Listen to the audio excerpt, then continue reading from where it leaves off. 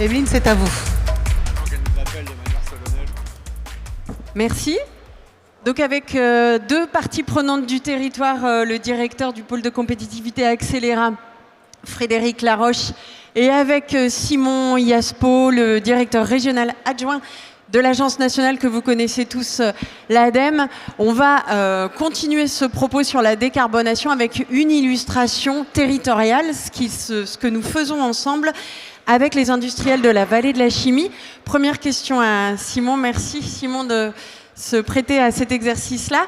Est-ce que, alors je me permets, je tutoie parce qu'on se connaît en vrai, est-ce que tu peux nous redire à l'échelle nationale ce que l'agence porte et fait pour inciter les acteurs socio-économiques à décarboner?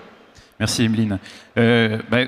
Enfin, vous le savez peut-être déjà, mais la décarbonation de l'industrie, pour l'État, pour l'ADEME, c'est une vraie priorité. Il y a des moyens budgétaires assez inédits qui sont mobilisés. Je vous le dis franchement, ces moyens-là sont sans précédent. Et c'est pas un hasard. C'est pas un hasard parce qu'en fait, quand on décarbone l'industrie, on fait trois choses. La première, c'est une évidence, mais on contribue à nos objectifs de réduction d'émissions de gaz à effet de serre. Et l'industrie, c'est 20% de nos émissions, donc c'est un passage obligé. Ensuite, on le disait, enfin, vous le disiez juste avant dans la table ronde, c'est de la compétitivité. Aujourd'hui, on ne peut pas se passer de vendre un produit bas carbone. Les marchés publics le regardent, les grands donneurs d'ordre le regardent. Le marché carbone européen ne fait que grandir. Et donc, voilà, c'est de la compétitivité. Et puis, c'est aussi de la souveraineté, parce que quand on se décarbone, très souvent, on se passe de gaz, de pétrole, de charbon. Et je ne vais pas vous apprendre qu'on est dans une période où c'est plutôt une bonne idée de se passer d'importation de produits énergétiques.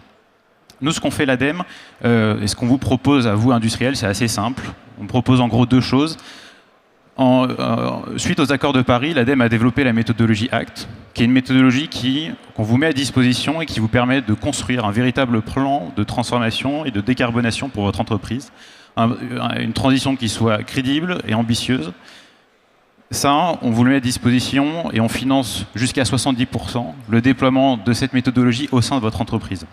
Ensuite, deuxième chose qu'on fait, pour les entreprises qui savent déjà quoi faire, qui connaissent déjà les bons projets à mener pour se transformer, tout simplement on finance vos projets. On sait que la décarbonation, parfois ça coûte. On a une philosophie assez simple, c'est que si vous nous promettez d'abattre suffisamment de carbone, on fait en sorte que votre projet devienne rentable et on le subventionne. Ça, c'est ce que fait l'ADEME. Plus précisément, peut-être sur Zibac. Quand on veut décarboner, le plus naturel, c'est d'aller voir site après site, et puis site industriel après site industriel, et puis de voir tous les leviers de décarbonation qu'on peut actionner, ce qui est assez naturel. Mais en fait, souvent, c'est plus malin de faire un pas de côté, de dézoomer un peu et de regarder à l'échelle d'un territoire. Un exemple très concret, la chaleur fatale. Vous avez à quelques endroits dans la région en France, vous avez un industriel qui, pour son procédé, a besoin de 1200 degrés de chaleur, voilà, pour produire du verre, pour produire autre chose. À côté de lui, parfois, il se trouve qu'il a un voisin, un autre industriel, qui lui a besoin de 800 degrés pour son propre procédé. Et si vous avez une approche site par site, vous allez les voir tous les deux et vous allez leur dire décarbonez-vous, donc changez votre four à gaz pour un four électrique. Ça va marcher, on est d'accord. Mais sauf que c'est beaucoup plus malin de dire au site qui a besoin de 1200 degrés, vous décarbonez, et ensuite vous passez votre chaleur fatale à votre voisin qui a besoin que de 800 degrés. Ça coûte beaucoup moins cher et votre bilan carbone sera meilleur. Et donc, la ZIBAC, pour zone industrielle bas carbone, il part exactement de ce prix supposé. Et donc, l'ADEME finance ça et finance en gros l'animation. On met les acteurs d'une même zone, d'un même territoire autour de la table. On finance l'animation, on finance toutes les études qui vont préfigurer tous les projets qui peuvent les décarboner.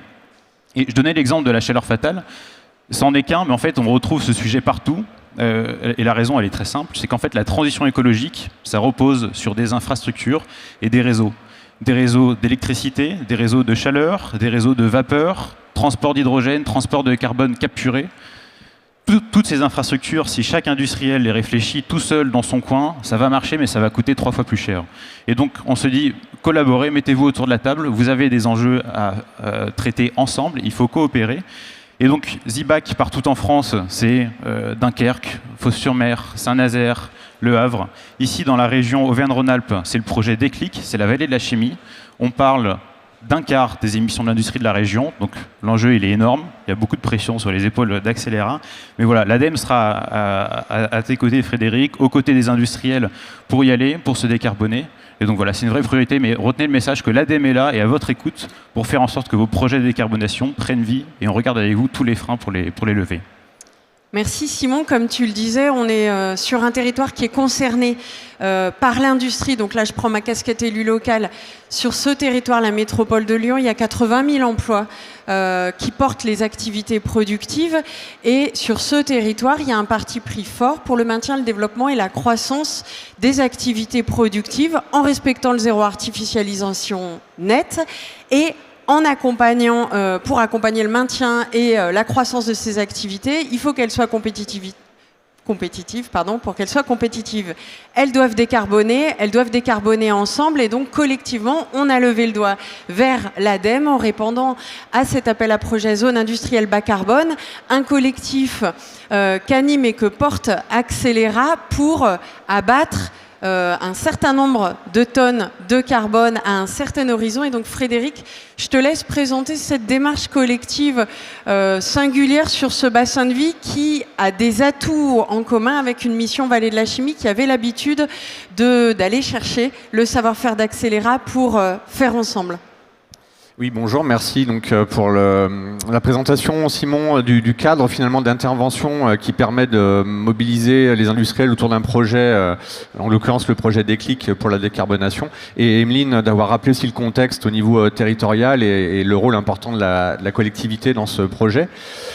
Nous, en fait, Accélera, donc pôle de compétitivité, alors déjà, on est concerné puisqu'on se trouve dans la vallée de la chimie et physiquement, notre équipe, une vingtaine de collaborateurs, est située à Solèze, et les acteurs industriels qui sont dans la vallée de la chimie sont peu ou prou tous adhérents du pôle, voire même certains sont fondateurs du pôle il y a 20 ans. Ces industriels, évidemment, sont des émetteurs pour la plupart de CO2 dans des quantités plus ou moins importantes selon les sites, selon les acteurs. Ils ont bien évidemment, vu que ce sont souvent des grands groupes qui sont présents sur l'ensemble de la planète, des engagements d'atténuation de leurs émissions au niveau groupe, et ça, voilà, c'est leur feuille de route, je dirais, propre à leur entité. Mais il y a un enjeu fort, c'est aussi de pouvoir faire projet concrètement sur une usine territorialement qui n'est pas effectivement déconnectée de son environnement et de son écosystème. Et dans la vallée de la chimie, on a, fort de l'historique de ce territoire industriel, effectivement un certain nombre de sites industriels et d'acteurs industriels qui sont indépendants, je dirais capitalistiquement, mais qui objectivement restent encore assez liés par l'héritage notamment de Rhône-Poulenc, qui occupait une bonne partie de l'espace industriel jusqu'il y a encore quelques dizaines d'années. Et ces acteurs, on a réussi à les mobiliser donc, grâce à une coopération entre Accélera et la métropole de Lyon, en saisissant l'opportunité proposée par l'ADEME en tant qu'opérateur de l'État et avec cet appel à projet zone industrielle bas carbone. On a fait d'un métier habituel au niveau d'Accélera de porter à la connaissance de nos adhérents cette opportunité d'appel à projet pour accélérer leur transformation.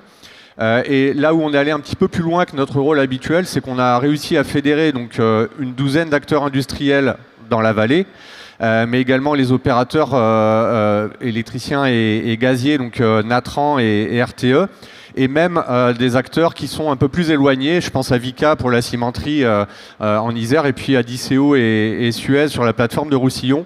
Et on a réussi à construire un projet collectif qui engage l'ensemble de ces acteurs vers un objectif de décarbonation, comme ça a été rappelé, d'une base d'émissions de CO2 assez forte, puisque c'est 3 millions de tonnes de CO2 par an, c'est 25% des émissions de l'industrie régionale, et donc ça nous engage et ça nous oblige à avancer sur ces objectifs de réduction d'émissions. Est-ce que Frédéric, pour encore plus descendre dans le concret, parce que c'est ça qui est intéressant, c'est de nous dire quels sont les différents axes de travail de Déclic, décarboner la vallée de la chimie, sur quels objets on a réussi à mettre autour de la table les acteurs industriels, au-delà, effectivement, comme tu dis, de leurs enjeux propres en tant qu'organisation mondiale qui font en ce moment face à de fortes difficultés. Je rappelle ici qu'on parle énormément d'acteurs de la chimie environnement, on est moins dans la chimie pharma. Donc c'est important aussi qu'ils puissent se resituer à l'échelle monde et qui puissent montrer à leurs décideurs monde comment ils décarbonent ici pour, comme l'a dit Alain juste avant pour CCI France, montrer que ici et maintenant, c'est de la compétitivité et de la souveraineté. Oui, donc pour aller un peu plus dans le concret, effectivement, le projet donc, qui s'étend sur une phase 24-26, c'est un projet d'études mené collectivement par les industriels avec l'aide de bureaux d'études qu'on a sélectionnés depuis quelques mois. Et les lots d'études sont soit de nature technique, soit de nature non technique, je le préciserai. Et sur les aspects techniques, en fait, ce qui est intéressant aussi, au-delà d'avoir mobilisé l'ensemble des acteurs industriels de la plateforme, c'est qu'on a couvert pratiquement l'ensemble des sujets à enjeu au regard justement des thématiques de décarbonation ou de réduction de l'impact environnemental. Sur l'aspect décarbonation, les thèmes qui sont à l'affiche des travaux que mènent les industriels avec les bureaux d'études, c'est le levier de l'hydrogène décarboné comme donc vecteur de décarbonation, puisqu'on est une plateforme forte utilisatrice d'hydrogène, mais aujourd'hui sur base fossile. C'est comment demain produire, distribuer de la vapeur décarbonée. Là aussi, dans la chimie, on a besoin de chaleur pour que les réactions se réalisent. Aujourd'hui, cette chaleur, elle est produite sur base fossile. C'est comment demain, on peut aller avoir des assets de production de vapeur qui soient décarbonés, si possible mutualisés. C'est le déploiement de l'utilisation du biogaz plutôt que le gaz naturel, et ça renvoie du coup aussi à la production de vapeur. C'est le déploiement de solutions de production photovoltaïque. C'est également sur la question des réseaux, les sujets liés au réseau électrique. Parce que quand on veut, par exemple, développer un électrolyseur pour faire de l'hydrogène décarboné, la question de l'alimentation électrique, de la puissance électrique se pose très rapidement. Donc on voit aussi l'approche systémique et les liens entre les différents lots thématiques. On a un lot également sur la capture du CO2, son stockage ou la réutilisation pour refaire des molécules de chimie, donc si les émissions de CO2 ne peuvent pas être abattues. Et puis on a des thématiques qui sont moins décarbonation, mais qui sont tout aussi importantes. Le sujet de l'utilisation de l'eau dans l'industrie sur cette plateforme. Il y a 2 ans, je vous rappelle qu'il y a eu des risques de fermeture d'unités industrielles parce qu'il y avait des problématiques liées à la ressource en eau. Eh ben, les industriels ont décidé également de travailler sur ce sujet de comment avoir une vision collective de l'usage de l'eau, presque une écologie industrielle en fait à l'échelle territoriale de l'usage de l'eau pour être moins exigeant sur la ressource, sur les températures de rejet, être plus efficient et plus vertueux d'un point de vue de l'environnement. Merci, je pense que vous avez compris ici qu'on essaye d'activer collectivement un maximum de leviers pour embarquer les équipes territoriales des sites, de ces sites productifs, mais aussi pour donner à voir à d'autres collègues dans d'autres sites en France, puisqu'il y a 11 sites qui sont concernés par ZIBAC, comment ensemble on peut décarboner, circulariser et participer à cette souveraineté industrielle régionale française et européenne. Simon, est-ce que tu peux nous dire rapidement comment l'ADEME anime en fait ces collectifs de 11 sites? Est-ce que vous en entendez en tant qu'agence pour continuer à entretenir ce message positif du ici et maintenant, on transforme à l'image de ce que porte petitement mais avec constance la métropole de Lyon? Oui, en fait, j'ai envie de dire, dans les ZIBAC, il y a presque 2 enjeux. Il y a un enjeu très pragmatique, on le disait tout à l'heure, c'est ici, Déclic, c'est 1/4 des émissions de l'industrie, donc pragmatiquement, il faut y aller, mais aussi un enjeu presque marketing. En fait, c'est des zones où, nous, on a envie que ça devienne des zones vitrines du savoir-faire français, du savoir-faire des industriels français, de la décarbonation et de la coopération sur une même zone. Donc voilà, les ZIBAC, on en a discuté tout à l'heure, sont en relation, peuvent échanger pour récupérer les bonnes pratiques des uns et des autres. Peut-être juste un dernier message, un peu d'optimisme. Nous, notre raison d'être à l'ADEME, c'est d'accélérer la transition écologique. Et on dit souvent, il faut aller plus vite, il faut accélérer. Eh bien, l'industrie, l'année dernière, a diminué ses émissions de gaz à effet de serre de près de 5%. C'est le bon rythme. Et donc là, le sujet, c'est pas d'accélérer, c'est pas d'aller plus vite, c'est de tenir, c'est de poursuivre les efforts et c'est de maintenir dans la durée. Merci beaucoup Frédéric et Simon. Je pense que vous avez entendu avec ces 2 prises de parole et mes petits éléments que ici sur ce territoire, tout comme sur d'autres territoires en France, on est capable en fait de pivoter et de se transformer.